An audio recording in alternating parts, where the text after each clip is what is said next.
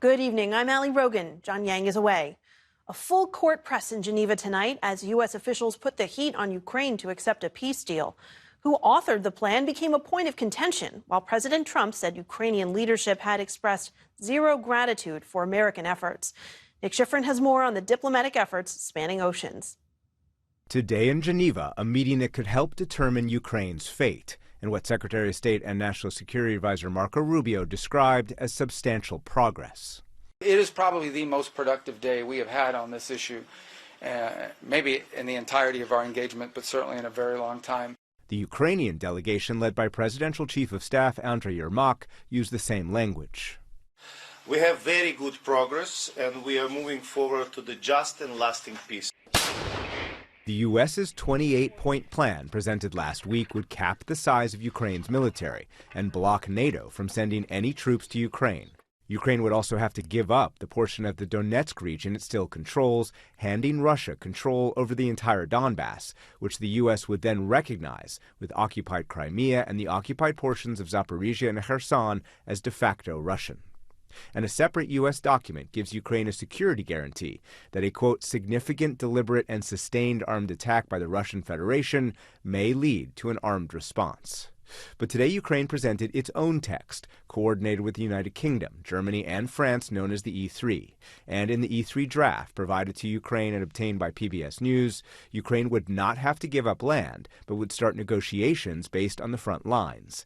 The U.S. would not give Russia de facto recognition of occupied Ukrainian territory. The E3 draft eliminates a clause that would have given Russia amnesty for war crimes, and NATO would not block Ukraine's future membership, but would acknowledge their membership is not fully supported. Today, Rubio said the disagreements that remained could be solved. I can tell you that the items that remain open are not insurmountable. We just need more time than what we have today. And Rubio suggested more time might also mean Ukraine does not face a Thursday deadline, by which time a European official told PBS News the U.S. initially threatened to cut off weapons and intelligence sharing. Whether it's Thursday, whether it's Friday, whether it's Wednesday, whether it's Monday of the following week, we want it to be soon because people are going to, between today and the time we deal with this, more people are going to die. More destruction is going to happen. And so it was today. In southern Ukraine, Russian drones injured more than 12 and damaged this apartment block. The price that Ukrainians pay every day is measured in what will be fixed, but also the irreplaceable. A father in western Ukraine holds the body of his 1.5-year-old son and says goodbye one last time after his wife and 2 children were killed in a Russian strike. Nick Schifrin joins me now. Nick, do we know anything about the substance of these exchanges in Geneva today? So, Ali, the UK, Germany, France, the E3 did give those proposals to Ukraine for the things that they wanted to see edit. We highlighted some of those in the story. There are other proposed changes, including raising the cap on Ukraine's military and watering down the restrictions on Ukraine's NATO ambitions and NATO troops in Ukraine. We don't know exactly the items that Yermak emphasized in the meeting with Rubio and the U.S. officials. But Zelensky said tonight there are, quote, signals that President Trump's team is hearing us. And yesterday, Trump did say that the 28-point plan was, quote, not his final proposal, suggesting the U.S. is open to edits. But as you said at the top, the President of the United States also criticized Ukraine today for not showing zero gratitude, and he put Ukraine's leadership in quotation marks. And a U.S. and European official tell me this, that Dan Driscoll, after he met with Ukrainian President Volodymyr Zelensky in Kyiv, you see them there, he told European diplomats that, quote, the honest U.S. military assessment is that Ukraine is in a very bad position and now is the best time for peace. Ali, for Driscoll to say that in Kyiv really reveals how skeptical the U.S. is of any argument that giving Ukraine more weapons would produce any results. Now let's talk about last night. You were at the Halifax International Security Forum with a congressional delegation, and those members changed the narrative pretty dramatically last night, at least for a few hours. Yeah, for a few hours. So this was a bipartisan group of senators led by New Hampshire Democrat Jeanne Shaheen, but alongside South Dakota Republican Mike Rounds and Maine Independent Angus King. And they announced to the press that Rubio told them that the 28-point plan was not a U.S. document. It was actually a Russian document. Let's listen to Rounds and then King.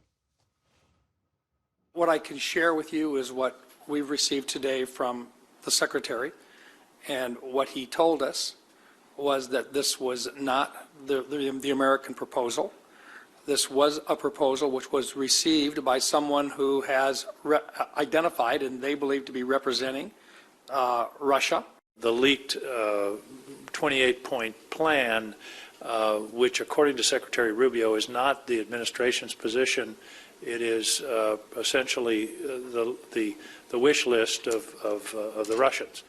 Rounds even said that Rubio gave him permission to make that announcement. But after I posted Rounds' statement on X, Rubio's spokesperson replied to me in a message saying, quote, that this is an outright lie. After that, Rounds posted a new statement on X saying, quote, I appreciate Secretary Rubio briefing us earlier today on their efforts to bring about peace by relying on input from both Russia and Ukraine to arrive at a final deal. So he didn't repeat what he said the other day, nor did he disavow it. And King said the same, releasing this statement. It is troubling the plan appears to have been developed after extensive consultation with the Russians and little, if any, input from Ukraine or European allies. Does not repeat that in Rubio's name, Ali, nor does he disavow the statement. The bottom line is that Rubio says the 28-point plan is a U.S. plan, not a Russian plan. And the question of who's telling the truth here, frankly, I don't know. And we may not know, because the bottom line is these are senators, former governors. They say they heard what they said. Did they hear what they wanted to hear? We just don't know. Nick Schifrin, excellent reporting. Thank you so much. Thank you.